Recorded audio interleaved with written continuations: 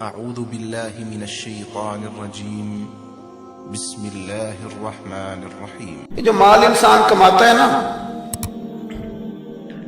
محنت سے جو انسان مال کماتا ہے، تو چلو دولت سے پیار نہیں کرنا چاہیے، پر بندے کو اپنے پیسوں سے دلچسپی ہوتی ہے، اور یہ بات پکی ہے کہ پیسہ بھی بندہ اسی جگہ خرچ کرتا ہے جس چیز سے بندہ پیار کرتا ہے۔ توجہ ہے نا میری بات پر؟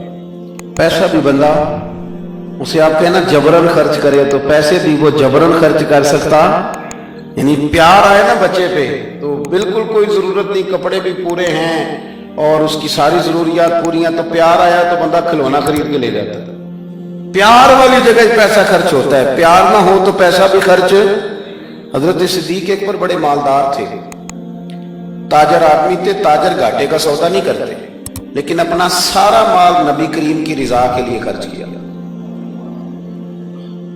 چلتے چلتے حضور نے فرمایا کہ کبھی بلال آزاد ہو جائے نا تو بیچارہ بڑی تکلیف میں۔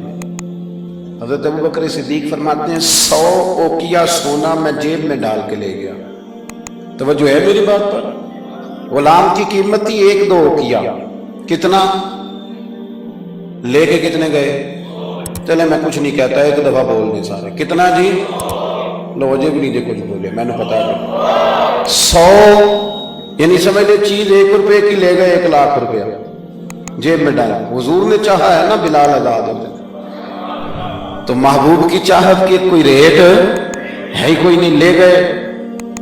جا کے امیہ بن خلف سے کہا کہ میں بلال کو خریدنے آیا ہوں، تو وہ کہنے لگا 30 اوقیہ سونا لوں گا بلال کو آزاد کرنے کا۔ آپ کا تو مجھے نہیں پتا، میں دیہاتی آدمی ہوں، دیہاتوں میں نا کبھی کوئی بیل، کوئی بھینس، کوئی گائے خریدنے جاتے تھے تو جس نے نہیں نہ بیچنی ہوتی تھی وہ بڑے مہنگا ریٹ بتا دیتا تھا، اور سامنے والا کہتا تھا لگتا ہے تیرا پروگرام نہیں دے گا، یہی ہوتا تھا نا، تو پیسے اتنے مانگ لیے تو دینے نہیں چاہتا۔ تو حضرت بلال حبشی کو کتنے پیسے بھائی؟ اس نے کہا جی 30 اوقیہ۔ وہ کہتا میں نے اتنے مانگے تھے کہ کوئی دے سکے، میں نے بڑے پیسے مانگے، اب کہا نا 30۔ تو ابوبکر صدیق فرماتے میں تو 100 لے کے گیا تھا، کہتے میں نے 30 نکالے اور دے دیے۔ حضرت بلال کو آزاد کرایا۔ امیہ بن خلف کہنے لگا ابوبکر تو تاجر بندہ ہے، سیانہ بندہ ہے، ایسے تو نہیں تھا نا کہ کوئی بندہ باہر سے آیا ہے، تو مکے کا باسی اور زمانہ تجھے جانتا ہے، اگر تو 1 اوقیہ سونے پہ اڑ جاتا نا کہ میں صرف 1 اوقیہ میں بلال کو خریدوں گا، 1 میں، تو امیہ کہنے لگا میں 1 پر بھی بیچنے میں تیار تھا، میں نے تو 30 اس لیے مانگے تھے کہ تو چلا جائے، اور میں نے 30 مانگے کہ تو نے 30 دے دیے، حالانکہ تو 1 اوقیہ پہ ضد کرتا تو میں دے دیتا۔ حضرت ابوبکر صدیق مسکرائے، فرمانے لگے تو ابھی کافر ہے، تجھے ابھی ایمان کے ذائقے کا پتہ نہیں، یہ تو ابھی تو آشنا نہیں نا، تجھے کیا پتا ہو یہ بھی ایک مزہ ہے، تجھے پتہ نہیں نا یہ بھی ایک ذائقہ ہے، یہ بھی ایک سرور ہے، تو ابھی اس سرور سے دور ہے۔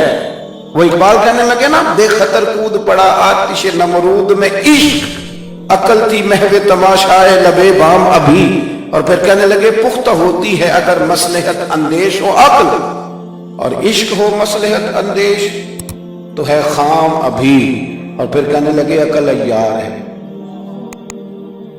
عیار کا سادہ ترجمہ مکار ہوتا ہے، عقل عیار ہے، 100 بھیس بنا لیتی ہے، لیکن عقل کو عیار کا، عقل عیار ہے 100 بھیس بنا لیتی ہے، عشق بیچارہ پہلی بات یہ دیکھے کتنی تگڑی کر دی، وہ عیار ہے اور یہ بیچارہ، عقل عیار ہے 100 بھیس بنا لیتی ہے، عشق بیچارہ نہ ملا ہے نہ زاہد نہ حکیم، بیچارہ جو ہوا ہے بیچارہ تو لہذا کچھ بھی نہیں۔ تو وہ امیہ کہنے لگا تو 1 پہ اڑ جاتا تو میں 1 کا بھی دے دیتا، تو صدیق اکبر ہنسے، جناب بلال کا بازو تھاما، کہنے لگے امیہ تیرا کیا خیال ہے میں نے کبھی جھوٹ بھی بولا ہے؟ امیہ کہنے لگا نہیں آپ تو صدیق معروف ہیں۔ تو حضرت صدیق اکبر کہنے لگے امیہ سن پھر تو کہتا ہے نا کہ تو 1 پہ اڑتا، میں 1 پہ اڑتا تو 1 کا بھی بلال دے دیتا، اور میرا دعویٰ یہ ہے کہ تو نے 30 مانگے، تو 100 مانگتا تو میں 100 کا بھی بلال خرید لیتا، تو اس لیے کہ یہ حضور کی چاہت ہے۔ آپ سمجھ لیں کہ مال وہاں خرچ ہوتا ہے جہاں انسان کو بڑا پیار۔ آپ نے سنا ہوا ہے، میں زیادہ تفصیل میں نہیں جاؤں گا، آپ نے سنا ہے کہ حضرت عمر فاروق گھر کا آدھا مال لے آئے، آدھا لانا بھی کوئی آسان کام ہو؟ 2.5% زکوٰۃ ہوتی ہے، پر جن کو دینی پڑتی ہے نا وہ بیچارے 15 مفتیوں سے فتویٰ لیتے ہیں کہ کتنوں کو 2 لاکھ بچ ہی جائے تو چنگا ہے۔ وہ 15 مفتیوں سے پوچھتے ہیں کہ کوئی گنجائش ہے؟ اب بہن بھی حصہ مانگ رہی ہے، فلانا بھی مسئلہ ہے، قرضے بھی ہیں، کچھ کمیٹیاں، بڑے چکر چلاتے ہیں، حالانکہ دینے کتنے ہوتے ہیں؟ 2.5%۔ 50% دیا حضرت عمر فاروق نے، 50%، آدھا مال۔ کہتے ہیں میں نے سوئی دھاگا بھی آدھا کر لیا، میں نے گھر کے کپڑے بھی آدھے کر لیے، میرا خیال تھا ابو بکر سے جیتنا ہے، ابو بکر سے جیتنا ہے، ہر شے آدھی کر کے لے گیا، لیکن قربان جاؤں۔ کہتے میں نے سارا مال رکھا، ادھر سے ابو بکر صدیق بھی آئے، جب وہ آئے تو پیر میں جوتا کوئی نہیں، سر پہ ٹوپی کوئی نہیں، لباس پہنا ہوا ہے ٹاٹ کا، تینوں لب دیں آپ گواچے، ٹاٹ کا لباس پہنا ہے۔ آئے کہنے لگے نبی کریم نے جو سوالات کیے نا تو سوالوں میں بڑا فرق تھا۔ حضرت عمر فرماتے ہیں حضور نے جو سوال قائم کیے نا ہم دونوں میں، تو سوالوں میں ہی بڑا فرق تھا۔ مجھ سے حضور نے فرمایا کیا لے کے آئے؟ میں نے کہا تھا ذرا میری بات پہ توجہ کرنا۔ کہتے ہیں مجھ سے سوال یہ ہوا کہ کیا لے کے آئے ہو؟ اور کہتے ہیں ابو بکر صدیق سے یہ نہیں پوچھا کیا لے کے آئے، ان سے پوچھا گھر میں کیا چھوڑ کے آئے ہو؟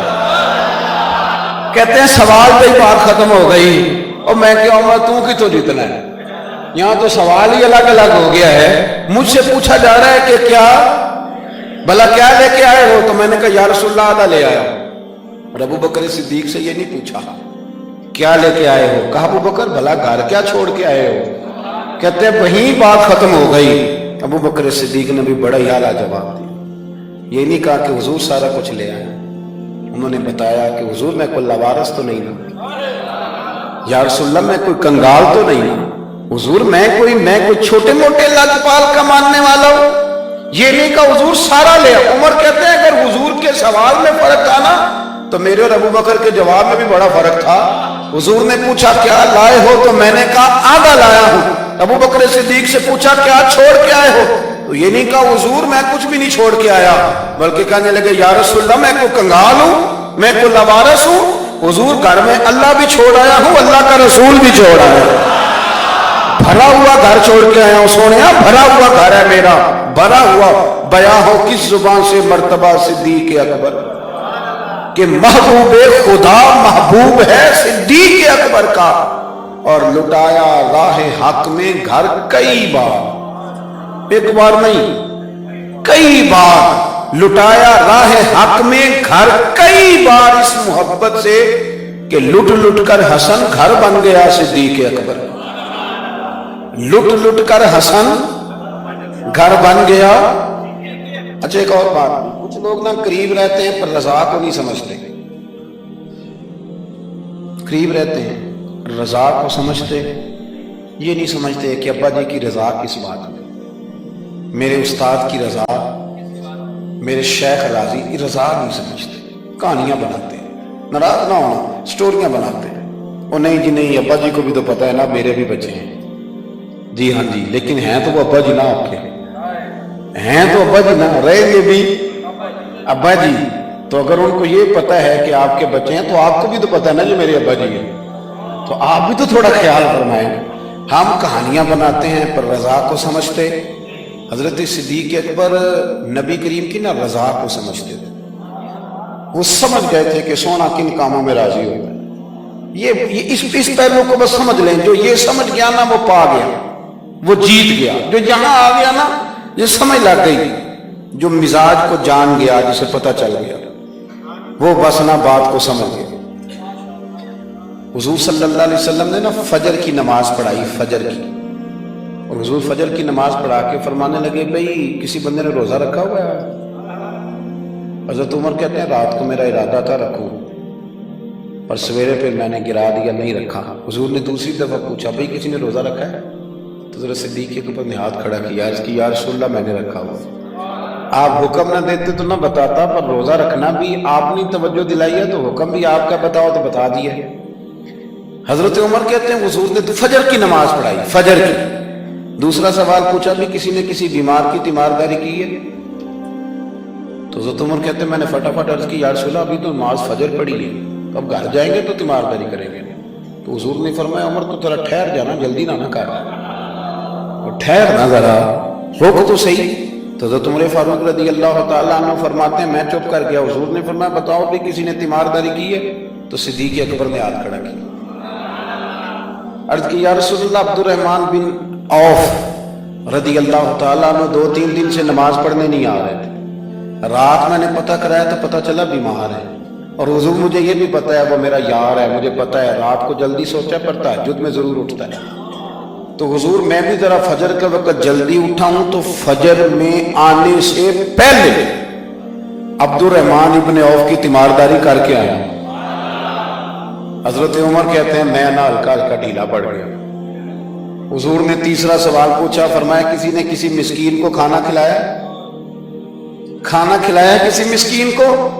حضرت سیدنا عمر فاروق کہتے ہیں میں نے پھر عرض کی، میں نے کہا یا رسول اللہ ابھی تو فجر پڑی ہے، گھر جائیں گے کوئی چیز لیں گے تو کھانا کھلائیں گے. تو حضور پھر مسکرائے، فرمایا عمر تو ذرا ٹھہر نہیں جاتا، ذرا ٹھہر نہ، ذرا نظارہ تو کرنا، گویا یہ شان صدیق اکبر کا جلسہ ہوگا، ٹھہرنا. حضور نے پھر پوچھا بھی کسی نے کسی مسکین کو کھانا کھلایا؟ تو حضرت عمر کہتے ہیں لوگ سارے دائیں بائیں دیکھ رہے تھے اور میں چپ کے ابو بکر کو دیکھ رہا تھا، کہ مجھے پتا تھا کہ بولنا اسی نہیں ہے، اور دل میرا کر رہا تھا کہ کہہ دوں دیو جناب جواب، دل میرا کر رہا تھا. وہ سمجھ گئے تھے کہ سونا راضی کن کاموں میں. بس یہ نقطہ انہوں نے پا لیا تھا. حضور نے فرمایا بتاؤ کسی مسکین کو روٹی کھلائی ہے؟ تو جناب سیدنا صدیق اکبر نے ہاتھ کھڑا کیا. عرض کی یا رسول اللہ سویرے اٹھا ہوں تو چھوٹا بیٹا بھی اٹھ گیا تھا، اور میرے وضو کرتے سنت پڑھتے ماں سے کہنے لگا بھوک لگ رہی ہے، تو ماں نے 2 روٹیاں بھی پکا دی. تو حضور ایک اس نے کھائی، دوسری اس کے ہاتھ میں تھی. جب ہم نکلے ہیں نا گھر سے تو دروازے پہ ایک فقیر کھڑا تھا، مسکین کھڑا تھا، کہہ رہا تھا رات سے بھوکا ہوں. کوئی دروازہ کھلنے کا انتظار کر رہا تھا، ابو بکر سب سے پہلے تیرا ہی کھلا ہے. تو حضور میں نا اس مسکین کو ایک روٹی کھلا کے آیا ہوں. حضرت عمر فاروق کہتے ہیں میں نے گردن جھکا لی اور میرے رسول کریم نے فرمایا اے اللہ میرے ابو بکر پہ رحم فرما، اللہ میرے ابو بکر. وہ سمجھ گئے تھے، مزاج شناسا سمجھ آ گئی تھی کہ حضور کن باتوں میں، اور نا اپنے اوپر وہ سارا کچھ طاری کر لیا تھا. انہوں نے طاری، ان کی ادائیں بالکل ڈھل گئی تھی نبی پاک کی ادائیں. 3 دن وہ غار ثور میں رہے تو ہمارے صوفیاء فرماتے ہیں کہ ان پر تجلیاں بھی پڑی محبوب کی معرفت میں. جب مدینے آئے نا نبی کریم کو لے کے تو کچھ لوگوں نے حضور کی زیارت کی تھی، کچھ نے نہیں کی تھی. تو کچھ آتے تو نبی پاک کی دستبوسی کر کے بیٹھ جاتے، حضرت ابو بکر سے ہاتھ نہ ملاتے، اور کچھ صرف حضرت ابو بکر سے ہاتھ ملاتے اور حضور سے ہاتھ ہی نہ ملاتے. میری بات پہ توجہ ہے آپ حضرات کی؟ تو کچھ لوگوں کو نا شبہ ہونے لگا، وہ معاذ اللہ سمجھنے لگے کہ شاید یہی اللہ کے رسول ہے. حضرت صدیق اکبر یہ کیوں شبہ ہوا؟ تو ہمارے محدثین فرماتے ہیں کہ ابو بکر صدیق بولتے بھی اس طرح تھے جو میرے نبی پاک کا طریقہ، بیٹھتے بھی اس طرح تھے جو رسول پاک کا طریقہ. کہتے ہیں انہوں نے امامہ باندھا ہوا تھا تو جو امامے کا پیچ حضور کا ڈھیلا رہ گیا تھا ان کا بھی ڈھیلا رہ گیا تھا. اس طرح اپنے آپ کو مزاج میں ڈھالا تھا، تو من شدی من تو شدہ، میں اس طرح ڈھالا تھا مزاج میں، اس طرح کہ کوئی فرق ہی نہیں نظر آتا تھا. وہ کہتے ہیں جب حضرت ابو بکر صدیق نے دیکھا نا کہ لوگوں کو تو شک ہو رہا ہے، کوئی میرے ساتھ ہاتھ ملا کے بیٹھ جاتے، تو حضرت صدیق اکبر نے کہا کوئی ایسا کام کرنا چاہیے کہ پتہ چلے آقا کون ہے غلام کون ہے. اٹھے، کندھوں پہ چادر تھی، وہ اتار کے نا تو حضور پہ سایہ کر دی. لوگوں کو پتہ چل گیا کہ سایہ کرنے والا کوئی غلام ہے، اور جس پر سایہ کیا جا رہا ہے وہ آقا ہے. کیا خوبصورت نقطہ لکھا ہے مفسرین نے. شارحین فرماتے ہیں تھوڑی دیر کے لیے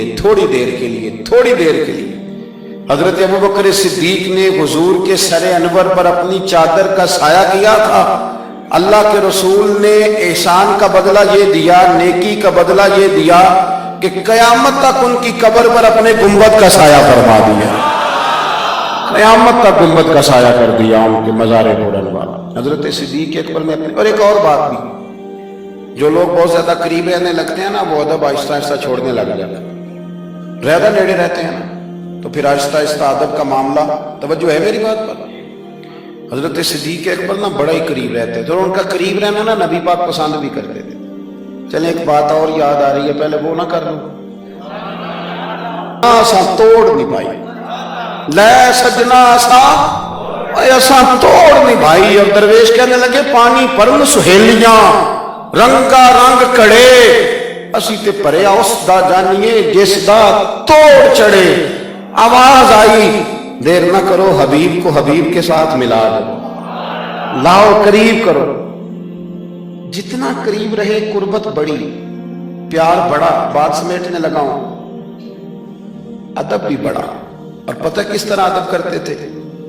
حضور صلی اللہ علیہ وسلم تشریف لے گئے کافر قبیلے کی صلح کرانے، فرمایا دیر سے آیا تو اثر پڑھا لینا۔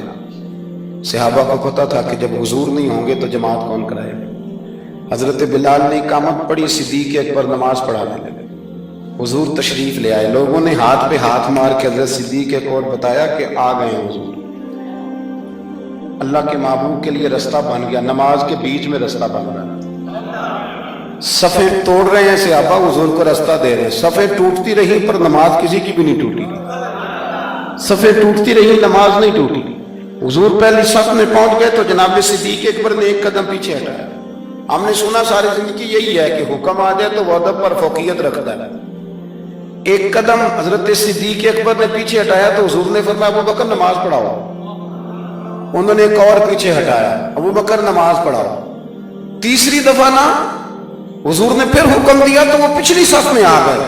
وہ دور بیٹھے تھے خواجہ غلام فرید، وہ کوٹ مٹھن میں کہنے لگے نماز پڑھا کہ میں تہ ول ویکھاں، نماز پڑھا کہ میں تہ ول ویکھاں، مینوں کعبہ بھول گیا ہی، بھول گئیاں نی سب صوم صلاتاں، اکو یار دا فکر پیا، نماز پڑھا کہ میں تہ ول ویکھاں۔ اور اقبال کہنے لگے اذان تو ازل سے تیرے عشق کا ترانہ بنا، اور یہ نماز تو اس کے نظارے کا ایک بہانہ بنا۔ نماز پڑھا کہ میں تہ ول ویکھاں، ان تے کعبہ بھول گیا۔ نبی پاک صلی اللہ علیہ وسلم اگلی صف میں کھڑے ہوئے، مصلی پہ جماعت کرائی۔ نماز کے بعد حضور نے نا مسکرا کے پوچھا ابو بکر میں نے 3 دفعہ کہا تھا کیوں نہیں نماز پڑھائی؟ پھر بھی لفظ کوئی نہیں، جملہ کوئی نہیں۔ اتحیات کی حالت میں بیٹھے تھے تو ہاتھ باندھ دیا، کیا جملے کہے، کیا شان ہے۔ کہنے لگے حضور اب ابو قحافہ کے بیٹے کی اتنی ضرورت بھی نہیں کہ مدینے والے رسول کو جماعت کرائے، اتنا ادب۔ اور پھر ایک اور بات، نبی کریم سے پیار کیا تو پھر حضور کی اولاد سے بھی پیار کیا۔ شاہ عبدالعزیز محدث دہلوی کہتے ہیں عمر فاروق خطبہ دے رہے تھے تو امام حسن آ گئے۔ میری بات مکمل ہو گئی، بس ایک دو باتیں یاد آ گئی، میں نے کہا چلو کر دوں۔ شاہ عبدالعزیز صاحب محدث دہلوی، یہاں یوں ترجمہ کر لیں کہ کبھی کبھی تقریر کرنے والے کو بھی مزہ زیادہ آنے لگ جائے۔ شاہ عبدالعزیز صاحب محدث دہلوی رحمۃ اللہ تعالی علیہ فرماتے ہیں کہ حضرت صدیق اکبر جمعہ پڑھا رہے تھے تو امام حسن آ گئے مولا علی کے ساتھ۔ تو بچوں کو بڑا پتہ ہوتا ہے کہ یہ چیز میرے ابا جی کی ہے، یہ میری اماں جی کی ہے، بچے بڑا دھیان رکھتے ہیں۔ تو امام حسن آ گئے تو حضرت صدیق اکبر سے کہنے لگے نیچے اترو نا، ممبر تو میرے نانا کا ہے، مجھے صحیح بتانا کہ جمعے چھوڑ کے بچوں سے بھی باتیں ہوتی ہیں۔ 7-8 سال کے بچے تھے امام حسن، پر معمولی بچے نہیں تھے، حضور کے نواسے۔ نیچے اترے، میرے نانا کا ممبر ہے۔ تو حضرت مولا علی نے پکڑا امام حسن کو، پتر ادھر بیٹھ نماز پڑھ۔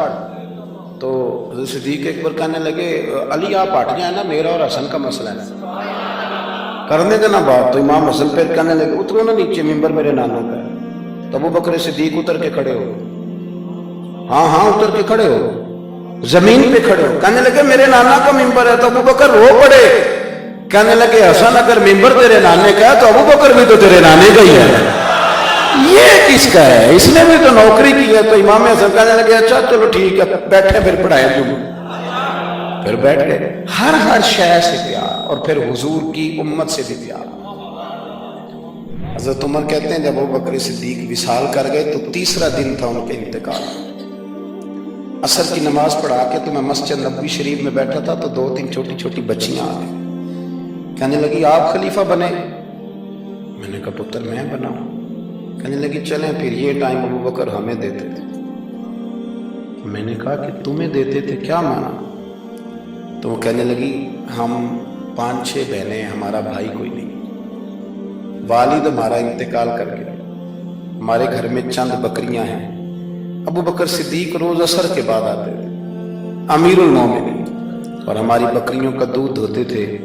کچھ ہم پی لیتی تھیں، کچھ بیچ کے گزارا کر لیتی تھیں. اور پھر وہ بیٹیاں رو پڑی، کہنے لگی چچا 3 دن ہو گئے ان کے انتقال کو، میری ماں روتی ہے، میری بہنیں روتی ہیں.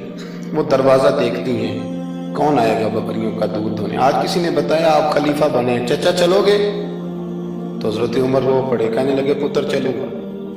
آگے آگے بچیاں تو پیچھے پیچھے فاروق اعظم روتے جا رہے ہیں. کسی نے کہا کہاں جا رہا؟ پھر رو پڑے، کہنے لگے یار ابو بکر صدیق میرے لیے رستہ کتنا مشکل کر گئے، کیسے چلوں گا ان کے رستوں پر. یارو بڑا پیار کیا انہوں نے. میں کہا کرتا ہوں کہ ابو بکر صدیق نے نا اپنی سوچوں کو بھی باندھ لیا تھا، ہاتھ بھی، پیر بھی، زبان بھی، ہر شے باندھ کے نا تو مصطفیٰ کریم کے قدموں میں گرا دیا تھا. کہا حضور میں نے باندھ دیا ہے، جدھر آپ چلائیں گے میں ادھر ہی چلوں گا. عقل قرباں کن بپیش مصطفیٰ. اقبال کہتے اپنی عقل حضور کے قدموں پہ پیش کر دے، پھر تو بچ جائے. اپنے آپ کو پیش کرے، زیادہ بحثیں نہ کریں، زیادہ الجھاؤ نہ پیدا کریں.